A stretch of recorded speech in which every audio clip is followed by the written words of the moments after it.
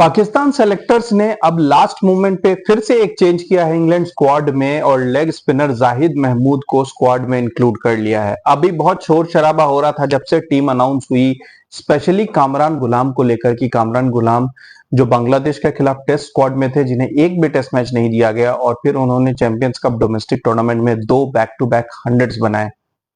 लेकिन अभी असर ये हुआ है कि जाहिद महमूद जो लेग स्पिनर हैं, जिन्होंने 5 विकेट लिए थे एक मैच में, उन्हें इंक्लूड किया गया है।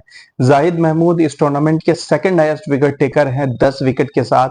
और जाहिद महमूद के बारे में मैं आपको बता दूं कि ये 36 ईयर्स ओल्ड हैं, यानी नोमान अली जो 38 ईयर ओल्ड हैं उनके साथी हैं जाहिद महमूद 36 ईयर्स ओल्ड। और जाहिद महमूद पिछली बार जब इंग्लैंड पाकिस्तान खेलने आई थी तो 2 टेस्ट मैच खेल चुके हैं इंग्लैंड के खिलाफ, लेकिन वहां पर काफी रन पड़े थे उन्हें, जिसकी वजह से उन्हें ड्रॉप कर दिया गया था। 2022 में ही उन्होंने 4 ओडीआईज भी खेले थे पाकिस्तान के लिए, लेकिन कोई खास इंप्रेस नहीं कर पाए थे। अब जाहिद महमूद को स्क्वाड में लिया गया है, जिससे फिर एक सवाल उठ रहा है कि क्या पाकिस्तान किसी यंग स्पिनर को चांस नहीं दे सकता। ये 36-38 ईयर ओल्ड स्पिनर्स को, जो शायद सिर्फ एक सीरीज या 2 सीरीज के लिए ही आप ला रहे हो, why not you are looking for something long term. लेकिन फिलहाल यही सेलेक्टर्स ने लास्ट मोमेंट पे डिसाइड किया है। और साथ ही साथ कामरान गुलाम, जिनके नाम को लेकर इतना शोर हुआ था, उन्हें रिजर्व में डाल दिया गया है। साथ ही साथ मोहम्मद अली, फास्ट बॉलर, जो बांग्लादेश के खिलाफ दोनों टेस्ट मैच खेले थे, जो पीएसएल के हाईएस्ट विकेट टेकर थे, उन्हें भी रिजर्व में रखा गया है। हालांकि इन तीनों को अभी बाकी स्क्वाड की तरह रेस्ट करने के लिए नहीं कहा गया है, बल्कि ये कहा गया है कि आप तीनों डोमेस्टिक मैचेस खेलते रहो, यानी चैंपियंस कप के जो बचे मैचेस हैं, एलिमिनेटर्स, क्वालिफायर्स एंड फाइनल्स, उसमें जो भी प्लेयर्स की जरूरत है उन प्लेयर्स को पहले वहां खेलना है। और जब स्क्वाड की ट्रेनिंग स्टार्ट होगी मुल्तान में 2 तारीख से, तब ये लोग डायरेक्टली मुल्तान में स्क्वाड को ज्वाइन करेंगे, वहां उनके साथ प्रैक्टिस करेंगे। लेकिन 7 अक्टूबर से जहां पहला टेस्ट मैच स्टार्ट होना है, उसके पहले साइड फिर से ट्रिम कर दी जाएगी 15 मेंबर स्क्वाड में, और जो भी लोग नहीं खेल रहे उन 3 लोगों को रिलीज कर दिया जाएगा।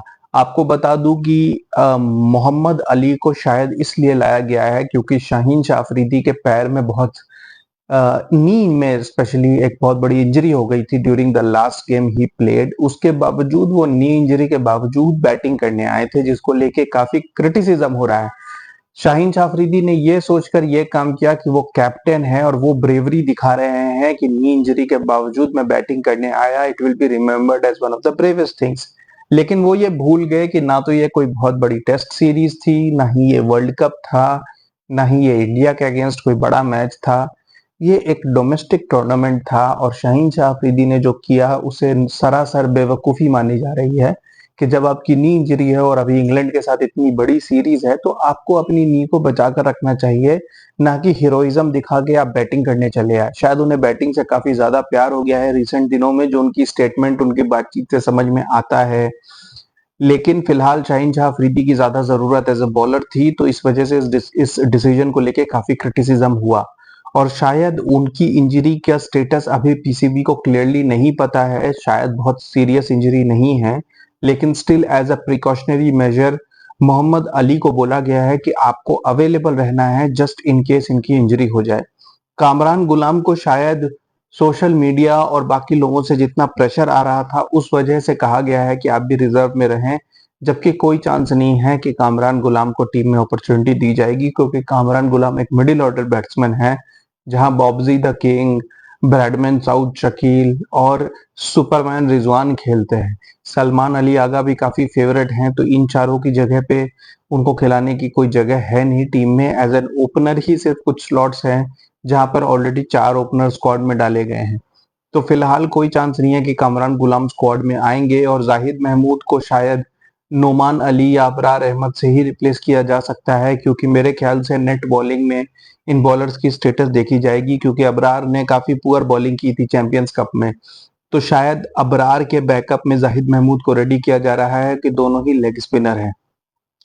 अब जाहिद महमूद के इंक्लूजन से टीम में कितना फर्क पड़ता है ये तो कहना मुश्किल है, लेकिन जाहिद महमूद जब पिछली बार इंग्लैंड के खिलाफ बॉलिंग करने आए थे 2 साल पहले, तो उन्हें बहुत जबरदस्त मार पड़ी थी। इनफैक्ट इस चैंपियंस कप में भी वो कोई इकोनॉमिकल बॉलर नहीं रहे हैं, लेकिन एक मैच में उन्होंने 5 विकेट लिए थे, including the wicket of बॉबजी the king. शायद उन्हें इस बात के लिए रिवॉर्ड किया गया है। अब देखते हैं कि पाकिस्तान टीम में ये जो चेंजेस हुए हैं उसका कितना असर आता है और फाइनल 15 में कौन प्लेयर्स रहते हैं। Keep watching guys, thank you.